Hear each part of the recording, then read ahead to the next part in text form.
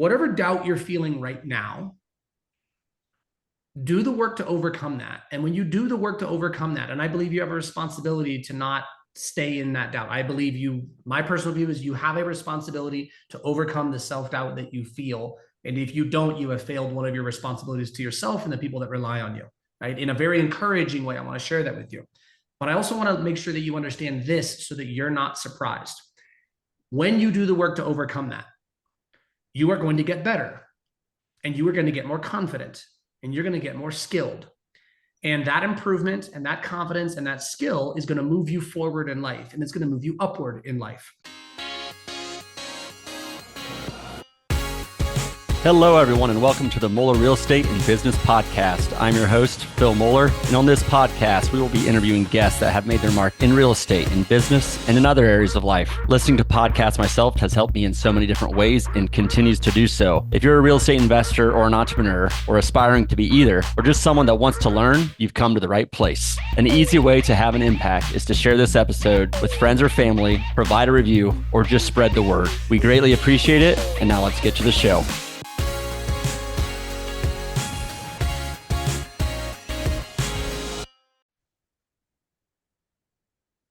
Hello, everyone, and welcome to this week's episode of the Moeller Real Estate and Business Podcast. I am super excited for this week's guest, Brian Kight. Brian, how are you doing today?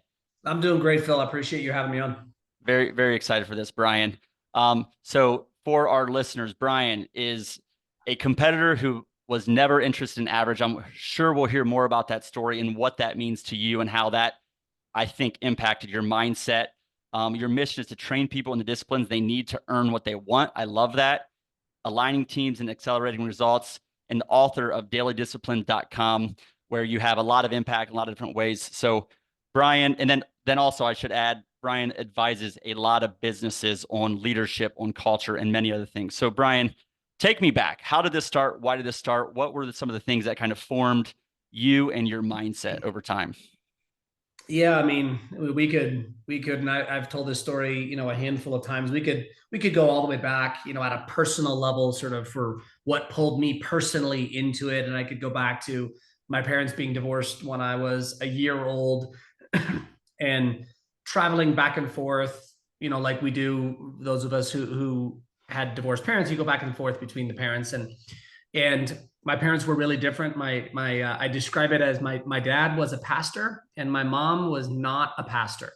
Mm-hmm. And so the environments were really different. They both gave me extraordinary unconditional love, but in different styles. They ran different types of households. And so with, what I hope a lot of your guests are familiar with, because I know my dad was on the pod back in February, E plus R equals O is something that he and I were fortunate to work together for 15 years, teaching and training all over the world, and where you and I met. But that was really we didn't put it in those terms back then, but that was where learning to control my response, even when I couldn't control the world around me, that was where it began for me, was just the challenge of being a kid going between these really different environments. And so I learned it at an innate DNA level, just experientially there. And then for me, like a lot of people, it was the transition into the athletic space, all the way through college. I was not a great student, but I was smart. I just was never interested in good grades. I did well in high school. I got a 3.87 or something like that in high school. But it was high school, and then college, where I played college football. I put now 42, looking back, shockingly little effort into college, but it just didn't matter between an A or a C for me. Just I didn't connect value to that. Yep. It wasn't until after I got out of college that I started to have, at least non-athletically, that I started to have the connection between my skill sets and what I could earn through my skill sets that were things I could build in myself. I understood it on a football field and an athletic field. That competitive environment made a lot of sense to me. The scoreboard made a lot of sense to me. The thrill of victory and winning and competing against somebody else and beating them was very intuitive to me. I'm wired competitive. That just didn't connect to me in a classroom for whatever reason. Uh, but I did connect to that when I got out. So when I got out of college, that's when I started to learn, oh, if I build this skill set and if I can manage myself in this way, and if I can be capable of operating in these kinds of environments, and if I can build this much trust and create this kind of feel in a room, or, in my world, right, it was on stage and speaking, it was advising somebody, it was being able to come up with, how to teach and train a certain skill set, a behavior skill.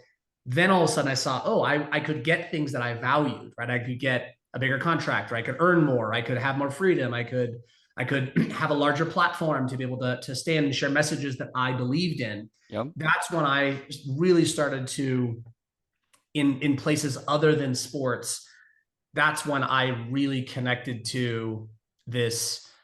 I don't want to be average. The truth be told is I was, and in college, I was very much an average student. Not an average player on the football field, but I was an average student. And then I learned how to not be an average student in places that were non-football. But I had to learn that. I had to go through a whole process, a whole experience, and I had to get my teeth kicked in a little bit after college of wanting to compete and work in environments of excellence, but having no resume or demonstration that I could ever do that. And then feeling that sudden reality of, I want something I can't attain right now. Right. And I had to go learn how to do that. And that was a really fun, it was a fun, transformative, really high growth window of time for me those first 5 years after college. That's awesome. So first of all, your father was on the podcast in February. My sympathy to your family. He passed away. So just for the audience, even after that interview, if you've listened to it, he said, and this is the trainings that Tim, your dad, talked about, Tim Kight, and Brian will talk about too, but in different ways.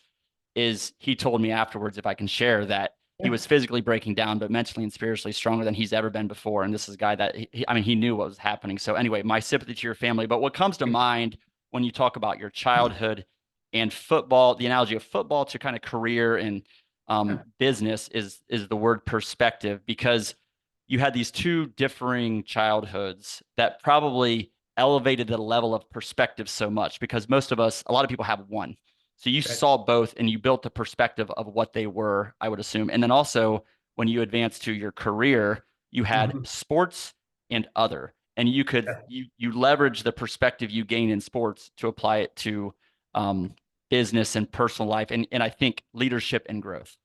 Very much. And the perspective is a good way to put it, because especially with my childhood, I did have a perspective that a lot of people didn't have. And for me, just my own unique version, the reason I mention, both my parents being so different, but both giving me love, is that, when I got older, I realized that what was unique about my situation growing up, and what gave me a perspective that frankly, even a lot of other kids who come from divorced families and divorced parents don't get, is that a lot of times, kids will get a really outsized experience one way or the other between parents, right? There's a more or less attached parent. There's more or less, one parent takes up more of this, they take up more of that. It's just part of what happens in divorce. It's one of the sad elements about it. Mine was a little different in that, while my parents were really different and lived by different worldviews, and it's really hard to ever imagine them being together, what they both gave me was equal amounts of insane unconditional love, insane levels. And they didn't agree with hardly anything else about how they viewed the world, other than like pour their love into this kid. And so I benefited from this perspective of these two parents who showed that, it didn't matter. Loving a kid didn't matter what your worldview came from. Right. You can love from anywhere in any style. And that was really big for me. It was big for me now as a parent of two kids. And then the second piece is the big perspective shift for me, Phil, going from college and being very sports centric to getting out of college and, having no sports, right? Where there were two things. Number one was I gained access after college, and I learned for the first time the competitive and team nature of business. I just didn't know what I didn't know. And then as soon as I felt it and saw it in hospitals and manufacturing firms and banks and credit unions and all the rest, accounting firms, law firms, I immediately fell in love. And I was like, Yep. oh, there it is. Like I found the thread that went through for me. Yeah. Yep. The second thing, and I'll talk about this a lot in training because this is something a lot of athletes struggle with, right? Whether it's athletes going from high school and then ending between high school and college, going in college, or going all the way to pro and then getting out, is that in sports, and this is the second perspective shift for me. In sports, it's this mountain of practice time for a very small window of game time. Yep. Counts on the scoreboard. And none of the practice time counts on the scoreboard, right? You know, if you're in football, there's one game a week and it's 3.5 to 4 hours long. And then you take all your other training time and every other day, nothing counts on the scoreboard. You do swimming, it's even more, right? You're spending, hours and hours and hours and hours and hours swimming in the pool for a 60-second, 30-second, 90-second race. Like a long race is 5 minutes. Yeah. And you're spending hours in there. And so there's this crazy outsized. So it's all this window to develop, train, practice, all the rest for this little sliver of actual true scoreboard counting. Whereas business, it's exactly the inverse. It's all scoreboard time. It's all what counts on the scoreboard. It's all game day. And then maybe if we can carve out a little extra sliver of time, we can do some training, some development, some practice that doesn't really count on something. So it was completely the inverse. And so once I realized, one, the team and competitive nature of business, and then two, that it was actually game day every day, those two things landed on me and it descended on me like a ton of bricks. And that was all I needed to launch. So I think what I like is, okay, now we're in game mode all the time. But the issue is we're in game mode all the time. And a lot of people, if they're listening to this podcast, good for, like, you're not in game mode all the time. You're at least listening to podcasts, hopefully to get better, hopefully to learn some things from Brian. I'll try, but mostly from Brian. But at least you're spending some time. Where does the pendulum, or how much time should be how much time should be people spending on either? I think of practice as two things. We're working on our business, or we're working on ourselves. And then the third one is, but when we're in the game and working in the business. Yeah, we're just working. How much time, how would you think about how much time should we spend or focus? It's obviously, I mean, it's extraordinarily different for everybody. And so I can't pretend or suggest, although I know that's kind of the popular thing to do is, oh, here's the formula, and all of that. The reality is, as much as you can possibly afford, because,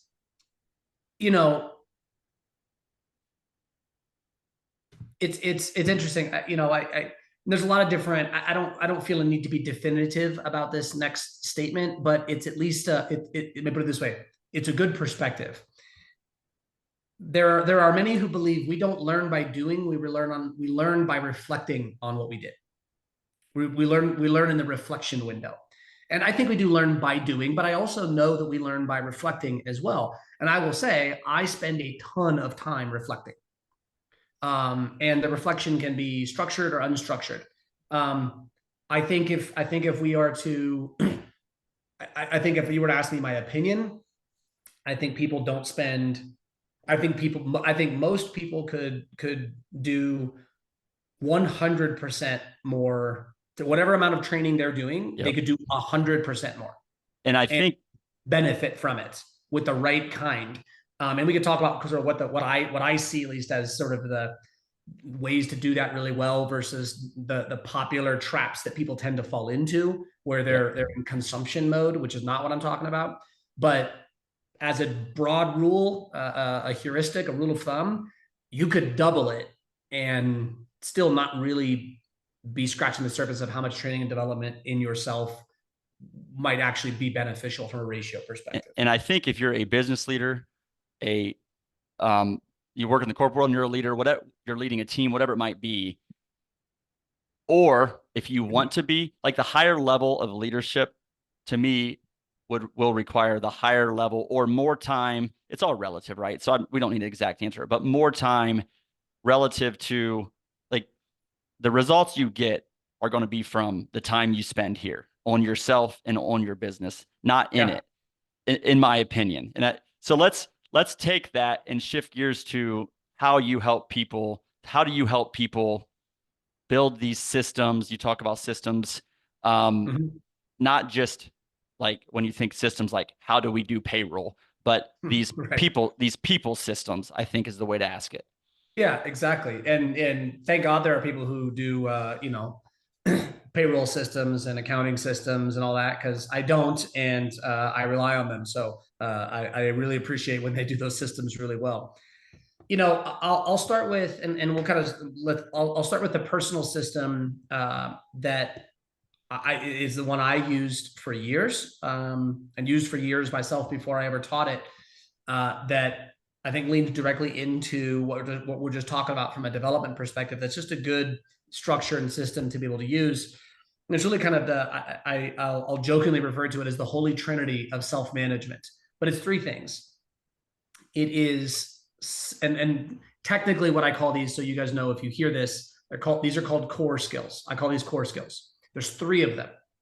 We all possess them, and our whole life reflects these three core skills: self-awareness, self-discipline, and self-confidence. Self-awareness, self-discipline, self-confidence. And you could put those in a traditional three-circle Venn diagram. And at the intersection of those things, I could explain your entire life by what happens at the intersection of your self-awareness, your self-discipline, and your self-confidence. Everything about where you are and what's going on in your life is explained by the dead center of that right there. And for context, if you change just adjust the terminology of those and square it against wherever your belief system comes from, whatever fuels your belief system. Know yourself, control yourself, believe in yourself. Know thyself, remain in control of thyself, and believe in thyself. Wherever your belief system comes from, that is the instruction set of your belief system, right? Whether it's this religion or this practice or this, that, every single one of them informs us.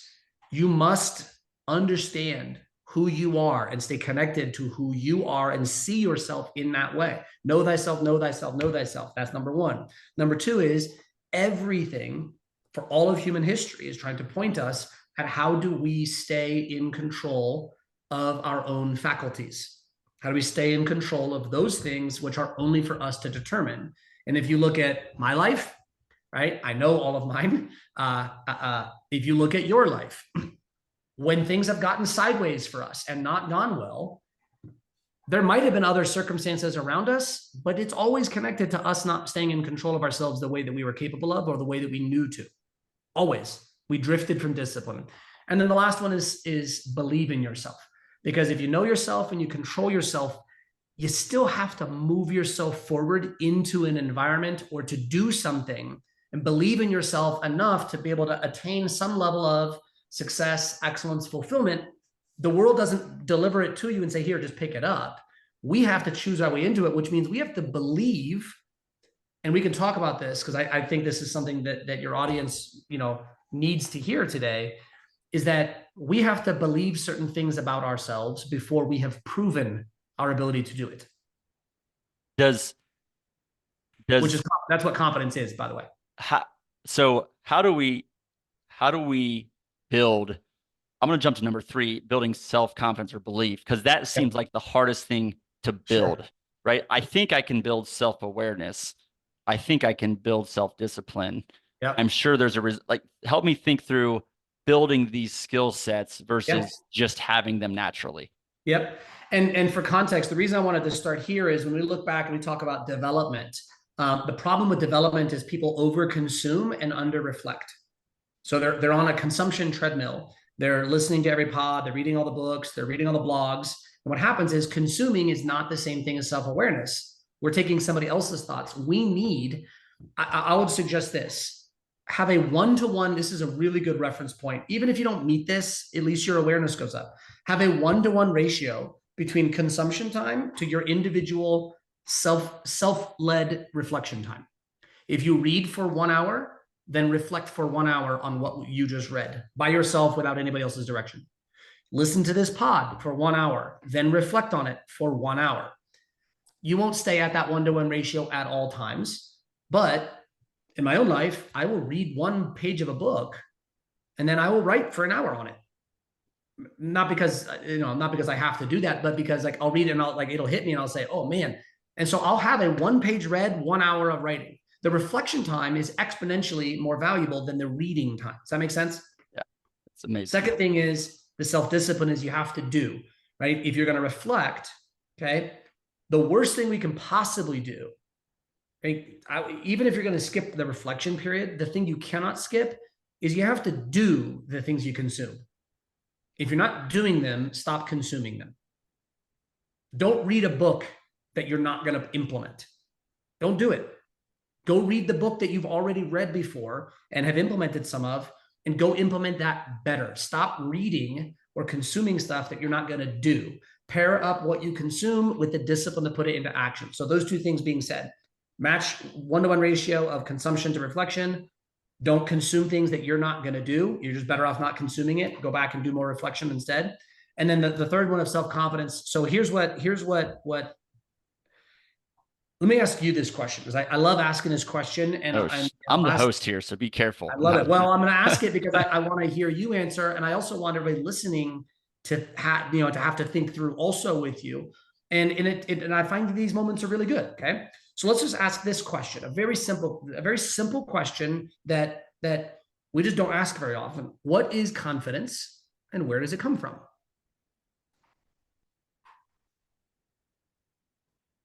Confidence. I think confidence is the belief that I will succeed, perhaps, that I belong. Love that. Where does it come from? In my opinion, it's the education I've had, the associations I've had, and then the actions I've had. Those would be the 3 things that I would say that have built my confidence over time.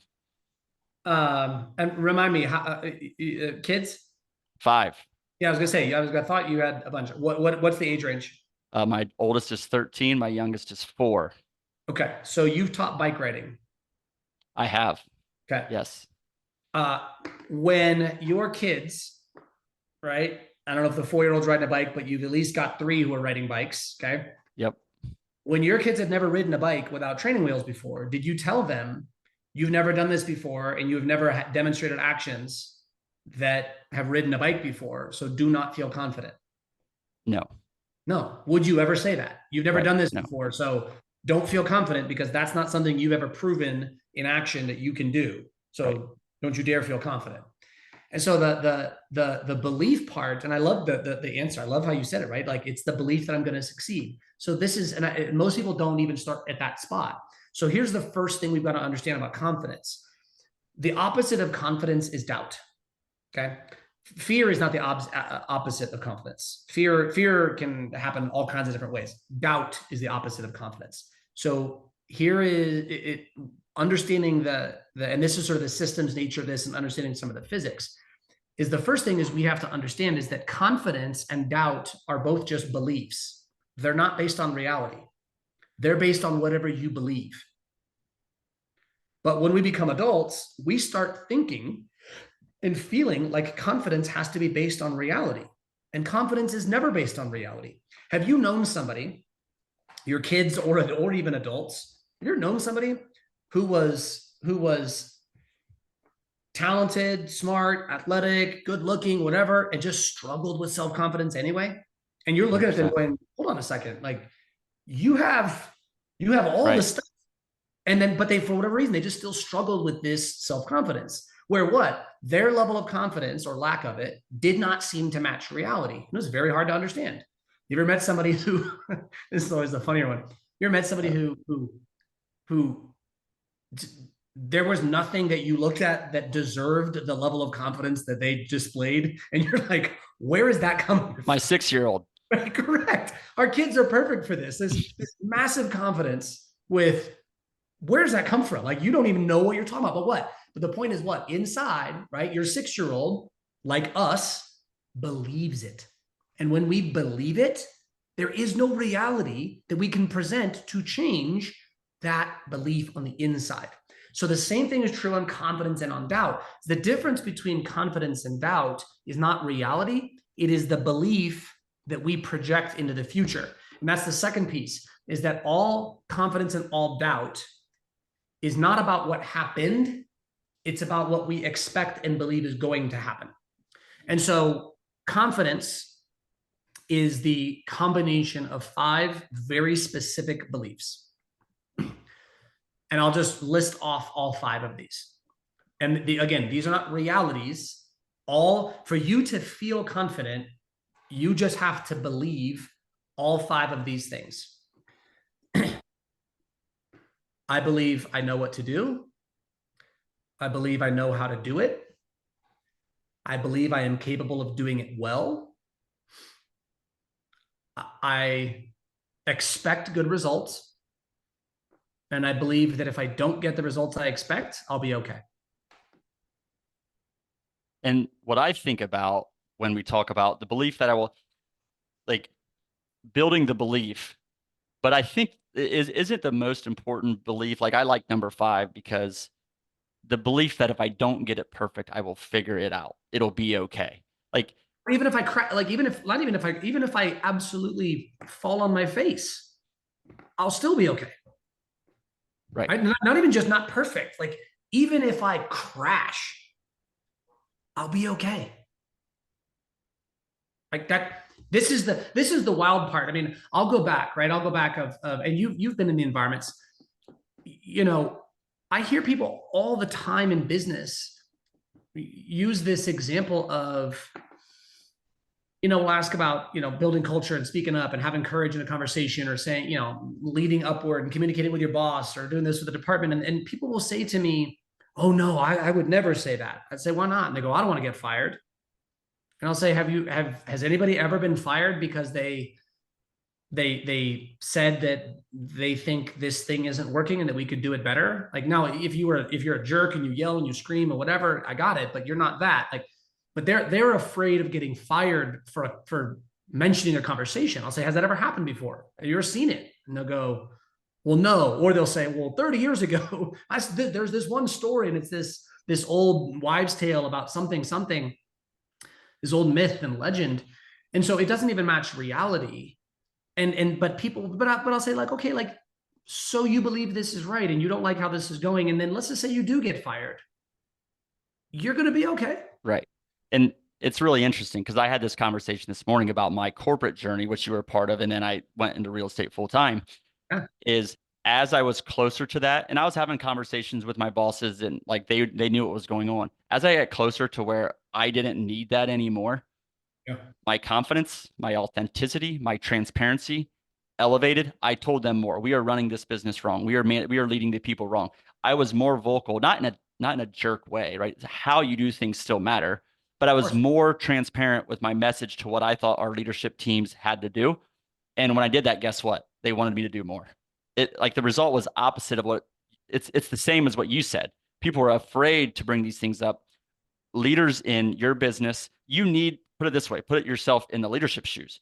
Do you want your management team that works for you to be completely open and transparent with you about their challenges, what they're facing, what they think we should do with the business? Absolutely. Yeah. So do that with your bosses, with your leaders. Of course. And so, when the way to use those 5 things, because a lot of people will ask, well, what am I supposed to do with this? The first thing that I do with it is there's a kind of, I guess, you could think of it as a pre-lead in, and then you could think of it as a in the middle of and after. As a pre-lead in, I will just have all 5 of those, and I will just cycle through self-awareness. I'll just check in with myself on all 5 of those. How do I feel about those? And rather than let them, because the thing is that I uncovered these beliefs just by investigating. I uncovered these in my own reflection window, right? It wasn't obvious. And the wild part is that there's not these like really clear lines and buckets in our head where all five just sit Yep. individually, where they're like make themselves known. But they instead they combine into this cocktail that then just feels like confidence or doubt, and the scale and the spectrum that it lands on. And it's just this feeling, right? We're just like, I mean, how many times have you ever just felt a little nervous and a little doubt, and it was really even hard to place? You just kind of felt it in you somewhere all the time. And For then how sure. many times have you felt confident and you weren't even sure why? And you're like, I feel great about this. And you didn't sit down and strategize your way to it. It was just there. So what I do is, because these don't make themselves known, is I will spend, and guys, 1 minute of reflection on this is better than 0 minutes of reflection on this. So like if you're like, oh, I don't have that time, Yeah. do 60 seconds, because that's better than 0 seconds. Help What I'll do me. is I'll just cycle through all five and say, all right, do I know what to do? And I'll just check in. Do I know what to do? Do I know how to do it? Do I feel right now? How do I feel about how capable I am of doing this? Because sometimes I'll like, the doubt will kick in on something because there's this voice in my head. And then I'll just check in on that question. Do I feel like I'm capable of doing this well? And I will say to myself, hell yes, I do. And what happens is I'm just changing that little voice that can sometimes nag for us. I'll just by having these questions, I'll just check in and ask, and I'll remind myself, I absolutely feel capable of doing this well. And I'll say, like, do I expect a good result? And I'll say, you know what? I do expect a good result. I could see a scenario where the result is not good, but net, I think my odds of a good result are better than my odds of a not good result. So I feel like I'm already in a more than 50% advantageous situation, or whatever. It's 50-50. So now I know my odds. And the last one is I'll go through and I will very specifically say, what will I do if this does not go well? What And will I do? and what I like is, if I think the like this framework is fantastic in big questions. And the last thing you ask is like, if it doesn't go well, what will I do? But what we miss, I think, a lot of times when we do new things, is we can't comprehend in our mind how good the outcome could be. We can't connect the dots forward all the time. So if you pursue a business venture and you're like, or the path is okay, the best thing is I'm going to make money here. The reality is I met this man or woman or whomever that connected me to this other person that has an amazing impact on my life, my whole business, all these other things. There's no way you can predict a lot of these things. So I think building the belief and the confidence to do new things, building the skill set around it, and then taking the action to do it because it's going to be okay, as you said. It is. It is. And so I will do that. And then the second thing that I would encourage everybody to do, so like that's the pre going in, just a little check-in. And again, if you have 60 seconds, if you're on a car ride into a meeting and you're feeling a certain kind of way where you're like, or whatever, like you hadn't even thought about it, just spend the car ride thinking through those 5 questions, write them down on a piece of paper, put it on a little 3x5 note card, and just set it in front of some place that you see it with some frequencies, just until you get it, until you can get it familiar enough to be able to recall it yourself. And then the second thing is this: every single time you feel doubt, you have a responsibility to pinpoint which of those 5 is it coming from. And it could come from more than one, and often one can connect to the other. But you have a responsibility. If you feel doubt and you don't want to feel doubt, and you're like, oh, if I could just be more, again, in my line of work, the people, oh, I'm just not confident in myself. 10 years running, oh, I'm just not confident. Do the work to fix it. Stop staying in the space that you're in. Like, nobody else is going to come in and make you feel different, because nobody can. Nobody can make me feel. I have to make me feel. Yep. I can get surrounded, encouraged, all kinds of different stuff. But until I figure out, boy, I'm not feeling good about myself because of there's things that I want and I don't know how to do them. Ladies and gentlemen, that's solvable. Or I don't feel capable of doing it well. That's solvable. I'm worried about, now I'll give you a funny one. Like, I'm worried about what if I fail? Okay. I'll give you 2 examples of like, this is how solvable this is just by the conversation you have with yourself. Okay. Here's a conversation I have with myself. I'll go do a big keynote and I'll have a room of 5,000 people.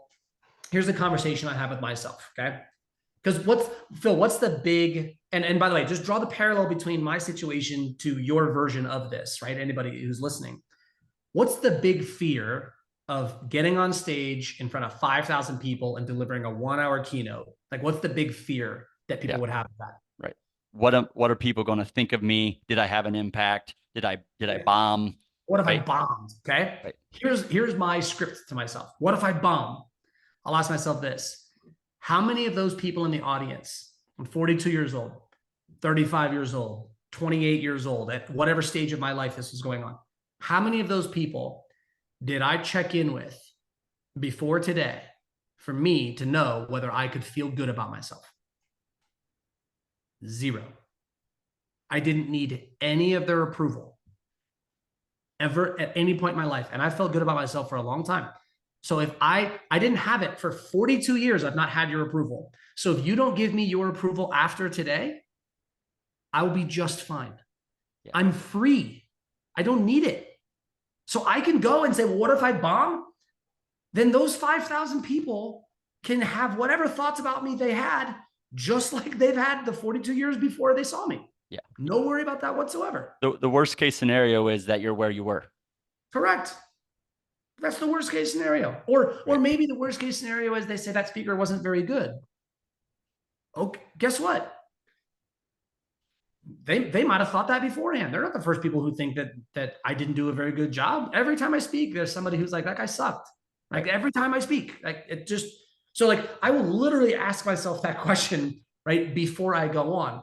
The second thing that I'll ask myself, and the second thing that I'll do when I'm like going through number 5, this, what happens, will I be okay? Is I will, if there is like a consequence, I'll just ask myself, okay, well, and this is a very old practice, a stoic practice. I'll just ask myself, put myself in the worst imaginable scenario that of this happening. And then I'll ask myself, what would it take for me to recover? What would it take? Now, let's lean into your side, right?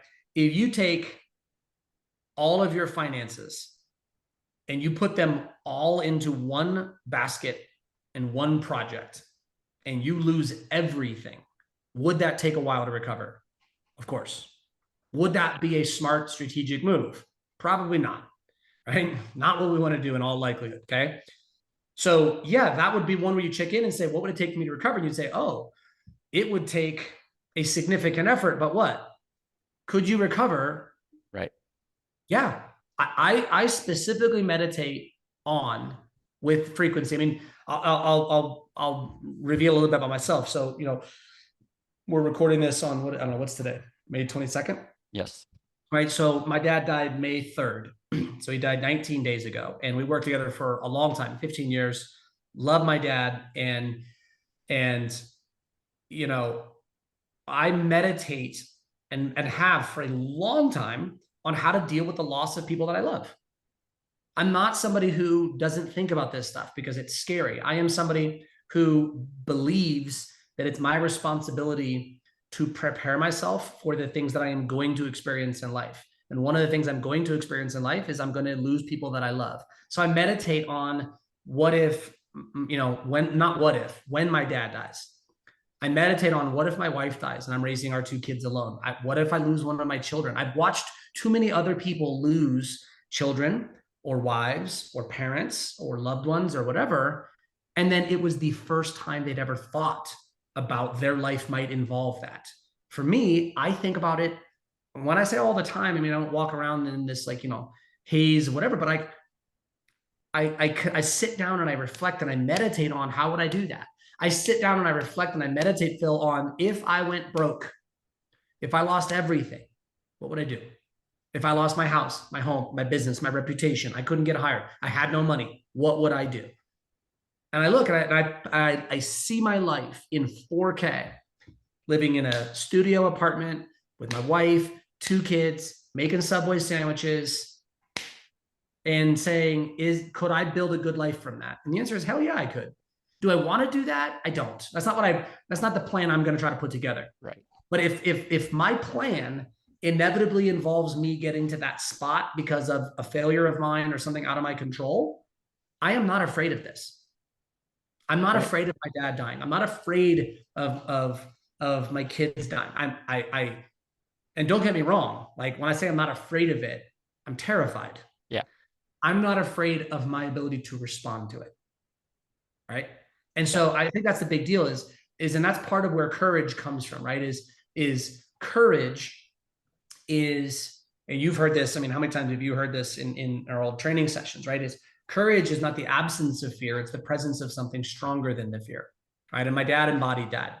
And it's not that I don't feel a fear, it's that I have crafted and cultivated a belief stronger than the fear that I feel. And so while, yeah, I would be terrified of dealing with the loss of a child or raising, kids, but, losing my wife and all the rest of that stuff. I'd be terrified of the act of the reality. But I have the courage that I can handle that. I can go through that. I can do that. And I can come out the other side of that. And we can come out the other side of that.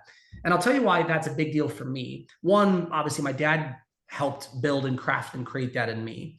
And so I also think about my own kids, or I think about anybody that I lead is I don't just want that for me, as I think as a dad and as a leader, I have a responsibility to give that to other people. And I have a responsibility to educate them and equip them because I don't want my kids or people that I work with, and frankly, even people that we train and work with, and the people who are listening right now. I want everybody to be capable of this. I don't want any of you to meet a moment in your life that you're like, oh my God, I am unequipped for this moment. I am unprepared. I've never thought of this. I have no idea what to do. Right. And I don't even know if I'm capable. And I think, I mean, what I like to go back to, we started that with what would it take for me to recover from different business situations, personal situations, the most challenging situations, right? And throughout, so first of all, two things I want to hit really quickly. You Yeah. talked a lot about reflecting. So the ways to reflect, you referenced meditating, writing, or journaling. Are those the primary methods you use? Or are there others? Yeah. And please do not overread into meditating. When I say meditate, I literally just mean think about. Yeah. I mean, I'm just like, it's not uncommon for me to just, and I got a 30-minute drive in the car. And this is the easiest one for anybody to do. You give a 30-minute drive in the car or any time in the car. That's a wonderful time to reflect on your life. Don't turn the radio on. Don't turn music on. Drive in silence. And I'll tease people. I can remember talking about this. I can remember talking about this specifically back with you guys in the division back in the day about how important sort of these windows of time are. And if you're like, that feels kind of awkward, well, then reflect on why you think it's awkward to Right. just be with your own mind for a while. You Yeah. don't have to do any breathing. You don't have to do try to do the traditional old school meditation thing where it's the nothingness and all that. When I say meditate, I just mean pick an idea and reflect on it. So I say I meditate on death. Just another way to say that, maybe in Western terms, is I focus on death. I focus on, because I know that I am mortal and my kids are mortal. They are going to die. I brought them into the world. They are going to leave the world. Yep. Like, I'm not hiding from that, right? I'm not trying to blunt the edges of life that way. So that's one. Number two is write. Writing is put the pen on a piece of paper and just write. Don't be precious about it. If you're precious about your pens and your notebooks and your formatting, drop it. Just grab a notebook and write. It doesn't matter. Write about ideas, write about what you think, write about something you think you know. Try to write it down in a way that makes sense in writing and explaining it to somebody. And you might be shocked at how hard it is to actually articulate something that you feel and believe on the inside in a legible, practical way. And that kind of reflection forces us to crystallize our own ideas and also to recognize things that we believe but we're not even really that educated on. Like I can't tell you how many times I'm like, I believe this. And then I tried to write about it and I realized like, I don't have anything other than this sort of cloudy belief. Yep. I actually can't articulate. Oh, that's a problem for me. Right. I believe something strongly shaping my life that I can't even express in any level of clear terms. That's a dangerous place to be, right? Yeah. I'll say two things about writing. One is if you talked earlier about overconsume, under reflect, I'll raise my hand. But two, when I do write, when I do reflect, it is so powerful. So just like a major takeaway for me is just that exponential impact of the reflection after the consumption is so important. The other thing you talked a lot and the words you used a lot, and I kind of want to tie it to your daily disciplines, but responsibility of what would it take for me to recover, discipline, ownership. So just tell me about, like, really broad, how do you think about those? What are those things?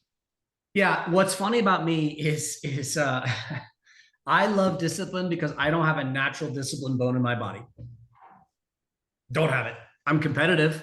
I'm intense. I was explaining to my 4-year-old daughter what adrenaline, and my son is 7, my daughter's 4. I was explaining to them this morning what adrenaline is, and why I chase it, why I love it. But discipline, not natural for me. I would be remiss if, I mean, and now it is the thing I'm, best known for, and the closest thing, for me, because I learned what real discipline is and how to bring it into my life, and that it is the key that unlocks every other skill in our lives, right? And I would really put those three, the core skills, self-awareness, self-discipline, self-confidence, I'd put them together. But to me, discipline is the linchpin. Yep. And traditionally, you ask people what discipline is, and they're going to say some combination of rigidity, compliance with some set of rules or protocols set up, or obedience to an authority, or they're going to think it's punishment, because that's the way the term gets used most of the time, right? Be disciplined is do what I say. Be disciplined is do what the rules say. Be disciplined is, have some tight routine process that is structured. And I hate that. Like, I hate it. Like, I'm not wired like a process person. So if you force me into a process, I'm going to fight, right? Just like somebody else, if you force them into my, lack of process around certain things, they're going to fight because they're like, hold on, this is way too loose for me. That's a style thing. And it's also not punishment. Compliance, obedience, and punishment, those 3 words, they do the work for themselves. Don't treat discipline like those 3 things. Discipline fundamentally is choice. Discipline is training. I say define. I don't personally need discipline to have a singular dictionary level definition, but at least as a starting point, it's this. And this is also the root word of discipline. If you just go look up the root word, we don't have to go over it now. You can Google it, and it's fun to look at. Not the modern dictionary, but like where the word actually came from. And then we've changed it. It's this: discipline is the skill to stay in control of myself. That's it. That's all I treat discipline as in my own life.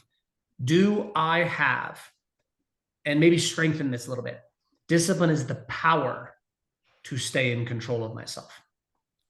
And so discipline is power.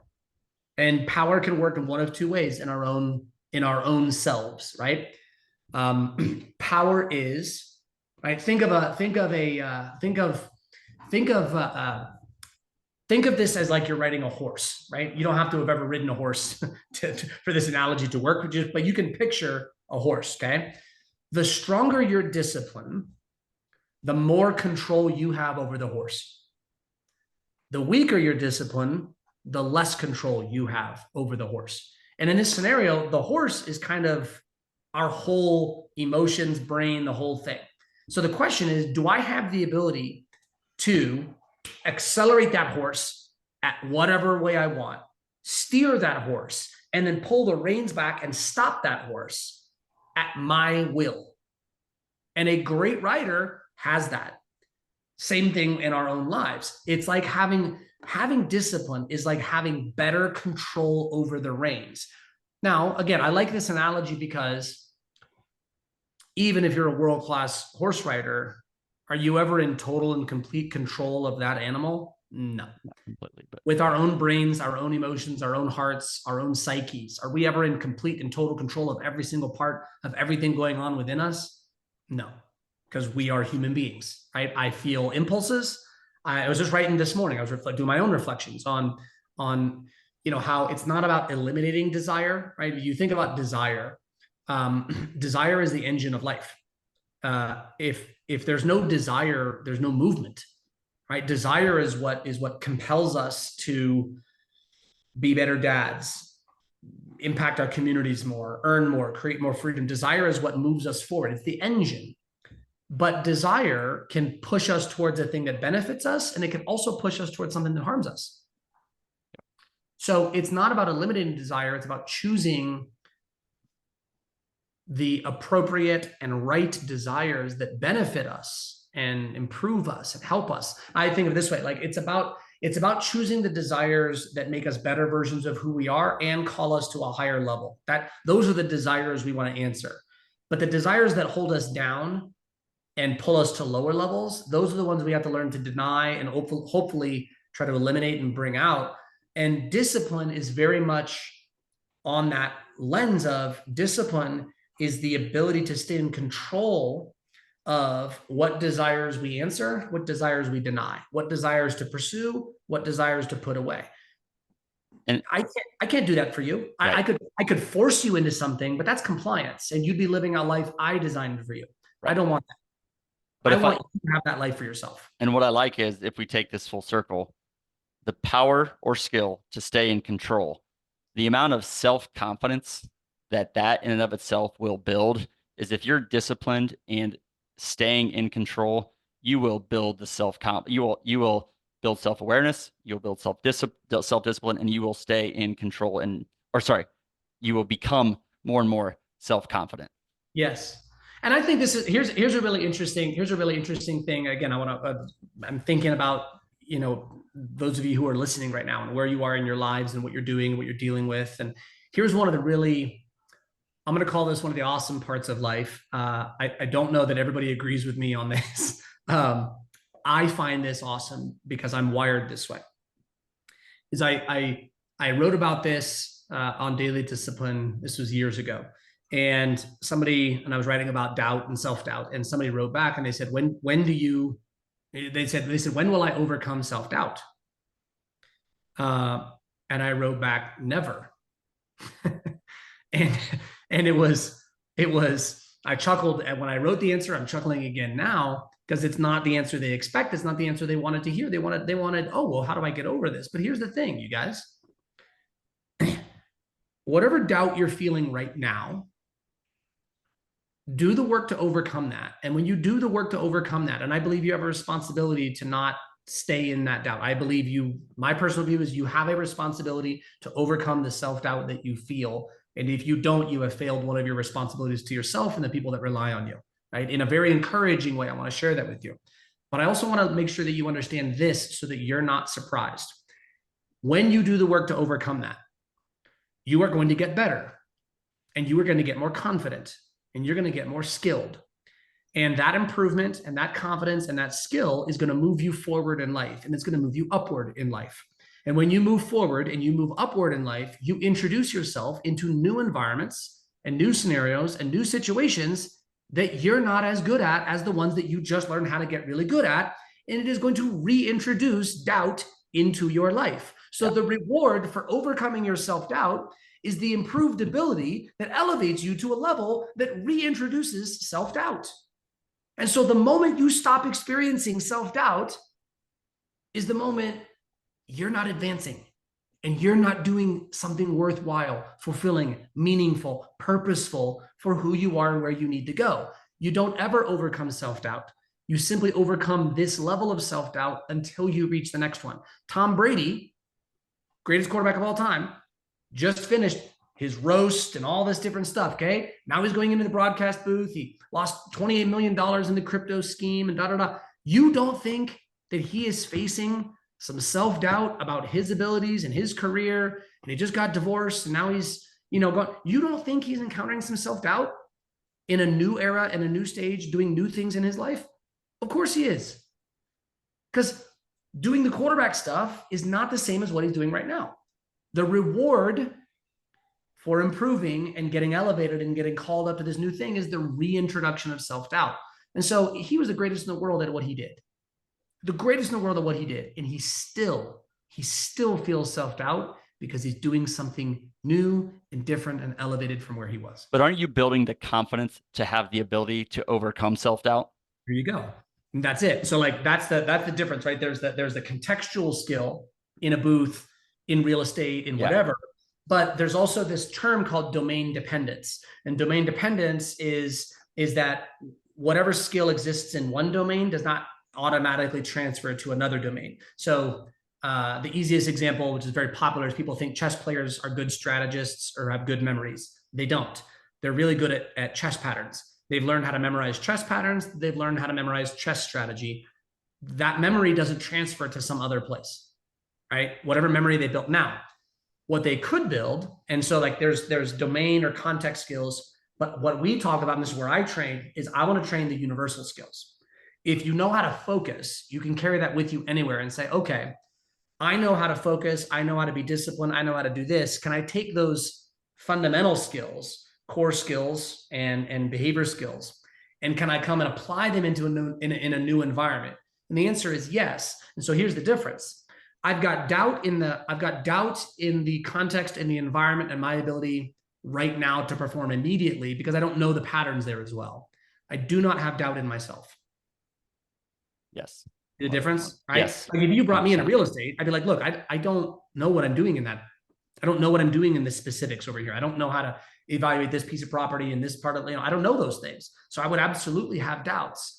But if I knew I was going to be going long-term in that career, I would look and say, but I don't have doubt in myself and my ability to go out there. But if you sent me out on a deal to go, of course I'd feel doubt. Of course I would, because I don't know. Yep. Until I brought those skills into this environment and got better at this environment specifically. So high level, Brian, tell us about how do we apply this to businesses? What do you do? Like, I mean, there's a lot of interpersonal, emotional work here that like it's about people, not about business. I think you'll correct that statement, but how do we apply this to business? Yeah, I'll go back to, again, at a personal level, I'll go back to something that you've heard for years, right? It's understand the relationship between job skills and behavior skills.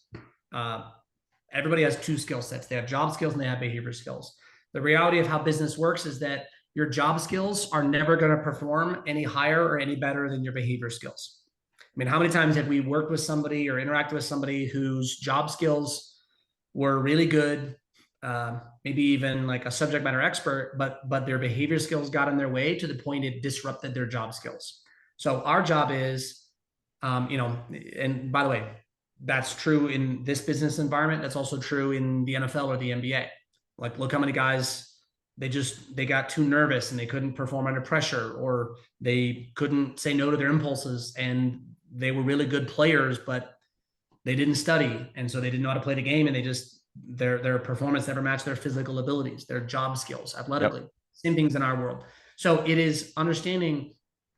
I like to look at. I identify this list of these 30. I call them super skills, and that is a behavior skill that we perform and we execute at an uncommonly exceptional level. So, for example, it might be some people are just extraordinary at empathy, and they're just really good at making people feel heard and understood.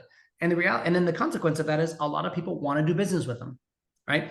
I have a super skill of assertiveness with empathy and love. What makes one of the things that makes me good at what I do is not just knowledge of this stuff, but the manner in which I speak to people is one of very definitive assertiveness paired with really deep empathy and love for who a person is and what they're going through and where they are. And I do 100% of both, right? And a lot of people will be empathy but not assertive, or really assertive but not empathy, and that comes across a certain way.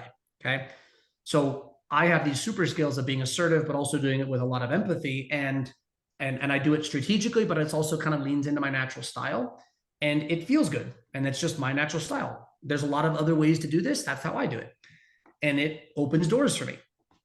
So what I would tell people is, and so other super skills: focus, patience, courage, navigating uncertainty, handling disagreements, processing criticism, nonverbals. I already said patience, urgency, assertiveness. There's 30 that I've identified. So one of the things I love to ask people, I'll ask two questions, and I'll put the list of 30 super skills up, and I'll ask people, and they're all on one screen, and I'll ask them, what are the 3 skills up here that most explain your success to this point in your career? What 3 skills do you do uncommonly well that explain why you have reached the position that you have reached, wherever that is? And most people are pretty damn good at identifying, well, I'm good at that, and I'm good at that, and I'm good at that. They don't want to, because we've been trained in America to never acknowledge what we're good at for whatever reason. But I'm like, no, you need to double down on the stuff that you were really good at. Start in your lane, right? Yeah. Start with what you were good at. And then the second thing I'll ask is this, right? This is the one that gets people, and it's so fascinating, is I'll say, all right, now from that list of 30, what is the one skill? And they're all behavior. What's the one skill that if you got better at it over the next 12 months, it would unquestionably change your life? And everybody knows exactly what it is. And I'll ask, how many of you knew before you came in the room and before I even put that list up there that that was the thing that you need to get better at? And everybody's hands go up. And I'll ask, how many of you have known for quite some time now that that was a skill that you need to get better at, and it could change your life if you got better at it? Yeah. And almost every hand still stays up. So here's the thing, Phil. We know the behavior skills that are standing in our way because we know us. We might try to hide from it. We might try to run from it. Might try to protect it and do whatever we do because we're human beings. We're crazy sometimes, but we know. And so what I would just tell everybody is don't go 12 months doing nothing about that. It's addressable. You can do it. You don't have to drop your whole life. You don't have to, it's not going to change who you are. It's going to make you a better version of who you are. So if you know that you don't listen well and you haven't really ever, don't go 12 more months being that person anymore. Right. That's a skill you can build. It's not that hard, frankly. And independent of the answer at the beginning of the podcast where we talked about how much time should we spend on this, the answer is maybe more on consumption, absolutely more on reflection and understanding yourself and thinking through it. I mean, that's a major takeaway for me that the benefit of this podcast is great. I get to introduce you to a lot of people. I learn a lot myself too. I mean, selfishly, this is fantastic. So Brian, I want to shift gears here a little bit to some kind of just closing questions, but I was thinking about what you do. Honestly, this is kind of selfishly interesting for me, but I want to talk about fulfillment, or again, try to make this a short answer maybe because of the time. Sure. But what do you like? You work with a lot of different types of businesses. Who do you see that's fulfilled and who's not, and why does that matter? And then also for yourself, what does fulfillment mean to you? All right, you said short answer. I'll give you the short answer. Yeah, sorry. No, it's good. It's good. It gives me a chance to be crisp and definitive and direct about this and to demonstrate the assertiveness with love. Here's the first thing. The mistake that most people make with this is that they believe, and this is historical, meaning through all of history this has happened. They believe that there's a certain level of external excellence that can give them internal fulfillment, and that's not possible. There is no amount of external excellence that will ever give you the internal fulfillment that you want. You have to separate them because and I shouldn't say you have to separate them. They are separate. So you can't treat them as the same path. The path to external excellence and the path to internal fulfillment are two different paths. Only occasionally and temporarily, for a short window of time, will they cross over and operate the same space. You can't make enough money. You can't build a big enough business. You can't win enough championships. You can't marry the right person to ever provide the internal fulfillment forever that you're going to need. It's temporary. So that's number one. Number two is I don't judge what brings me fulfillment. I just follow it. I don't judge it. What brings me fulfillment is what brings me fulfillment. I get fulfillment out of reading really old books and understanding the way the world works, independent of my belief about it. And I love it. I get fulfillment out of sharing. I love it. I get fulfillment. I mean, this is wild. I hope nobody who ever tries to hire me does this. I would do what I do for free. I love that. I get paid well to do it, but I would do it for free. Yeah. Because it's just thrilling for me. You give me 2 hours by myself, Phil, I'm spending at least an hour of it reading some old book. I'm literally reading right here, right? I've got right here, printed out on computer paper. This is, I don't know, this is a third of the book, called The History of Rasselas, the Prince of Abyssinia, written by Samuel Johnston, I think 1700s, maybe 1600s, written at the same time as Voltaire's Candide. And I am literally reading it last night in bed and this morning, writing notes, highlighting, paper printed out, just for myself. I don't even have a plan for it. I just love it. And then if I'll find some way to share and connect with it, that's me.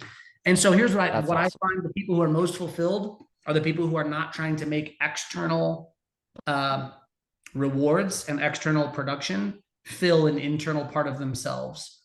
But I'll put one caveat: they are also chasing excellence because it is its own reward. Excellence, the world rewards excellence and the world needs excellence. So please don't hear me say, go chase fulfillment for yourself and disregard the external stuff. I am not saying that. What I'm saying is pursue excellence because it matters. The world needs it and the world rewards it. Pursue fulfillment on its own. I love it. And that this could be another hour. I want to go there, but I can't, but I want to go there. Okay. There's a lot of talk here about we didn't hit on some of these, but self-discipline, skill development, no BCD, doesn't matter, get better. We didn't talk about that, but I love that phrase that you have. But just tell me at a 10,000-foot view, Sure. what is the foundation? What is the foundation of success? Is it these three principles, the 1, 2, and 3, self-awareness, discipline, and confidence, or what is the foundation of success? Yeah, I do think the foundation of success are those three core skills: awareness, discipline, confidence. Not in the academic way, in the grounded, real way. They look really different for everybody else than they do for me. They look different for you than it does for other people. But it ultimately comes back to those three things: is know yourself, control yourself, believe in yourself. I'm not going to say impossible to reach success, but really difficult. The second thing I would say is I'm just a big believer in defining your own metric of success. And I think it's harder to do than ever because we are surrounded by intrusions into, we see more of the world than we've ever seen before. So our reference point for what success looks like is so much different than it's ever been in human history.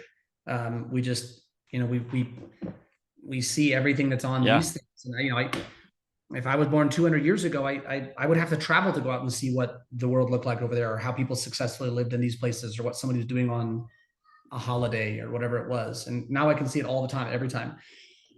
So I have to be very protective over how I define success, because if I don't, the world is going to define it for me. And it's not people who know me. They're projecting it onto me and then showing me these images, and my brain will see it. And through no fault of my own, it'll just start to measure, well, they have this, they have that, because that's what our brains do. Our brains process what comes in. And what I have to do some journaling on here is metrics of success, external excellence, internal fulfillment, and combining and separating these things properly. So I need to listen back to this again, and then I need to spend some time thinking through this for myself. Yeah, I mean, I love that. I do that all the time, and every time I'm like, man, I know what success looks like for me. Life changes a little bit, right? I mean, I'm in a reflective window right now with my, dad dying, 2-3 weeks ago, and there's life. I've always believed there's life before, for man, there's life before his dad dies, and there's life after his dad dies. And now that I'm in that window, the perspective is very different. It just is. And I talked about this at his memorial. Is I don't think there's any amount of cherishing that we can do to not have it look different.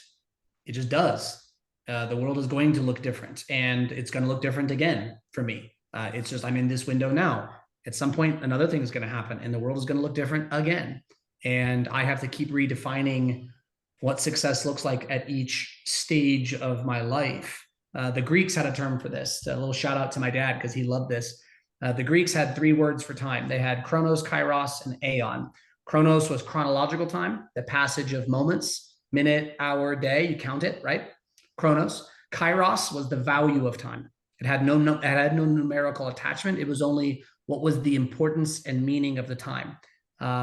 You could spend 3 hours watching a movie, or 3 years performing in a job that wasn't as important as the 3-minute conversation you had with your daughter. right? The kairos of that moment was massive. And then the third they used was aeons, where we get our word eons. And that was referring to the season of life. Is that we did sometimes the importance of a season was understanding what was this season for? And, the 4 seasons of the year, right? Spring, summer, winter, fall, is each season has something that's appropriate for that season, whether it's camp, whether it's food, geography, planting stuff in the ground, weather, all the rest of that. Is you don't do winter things in summer. You don't do summer things in winter. They're different seasons. Each season has a thing for it. Same thing for our lives. Our lives have seasons. And sometimes we're in a season of high production. Sometimes we're in a season of low production, high growth before we get into the high production. So I think about seasons for myself and what does success look like in this season of my life? Raising 2 kids at young ages, like you're in a different season. And at some point you're going to have your kids are going to be, your youngest is going to be 18 and you're not going to be in the season of the ages that you're in right now. You're in a completely different season. Time's ticking. Success is going to look different. So I remind myself of that all the time is maybe specifically for everybody listening is, you have your own season, but also you have to remember that the people that you're looking at and measuring yourself against, they're not necessarily in your season. Even if they're your age, they're not in your season. They're in their season. Because there's so many dynamics of it. And what I like about this is I'll just like the time discussion and this season, but also value of time. But I think what's important, I'll go back to it. Be self-aware, be aware of where you're at. What is your quality of time?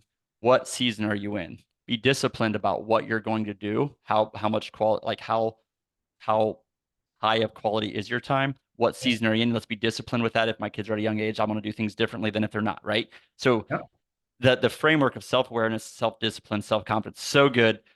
Brian, this has been amazing. I will both thank you and apologize. This has been by far the longest episode.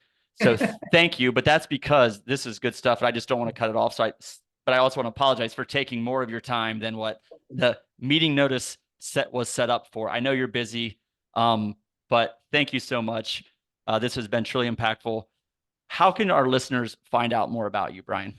So first is I would send you to dailydiscipline.com. It's a daily newsletter I've been writing since 2018. Wild to say that. It comes Monday through Friday. It's a brief, quick message on how to apply some skill of personal discipline to different aspects of skills, life, work, personal and professional. dailydiscipline.com. It's free. It'll always be free. And then you can find me anywhere on social at T Brian Kight. And the T is my first name, Timothy. Technically, my first name is Timothy. I don't know if I knew that.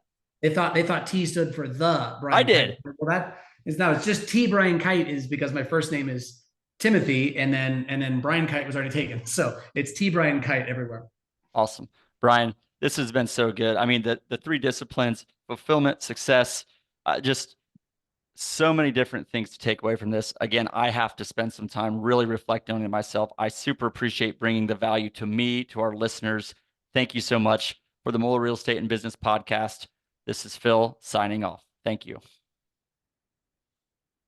Thank you for listening to the Moeller Real Estate and Business Podcast. We hope you found today's episode helpful. If you know current or aspiring investors or entrepreneurs or anyone that would benefit from today's episode, we appreciate you sharing it with them, or better yet, providing us a 5-star review. To learn more about Moeller Real Estate, visit our website at www.moellerre.com. You can also sign up for our newsletter or local events via our website. In closing, I encourage you to be purposeful in all areas of life, educate yourself, network with others that have been successful, take action, and lead.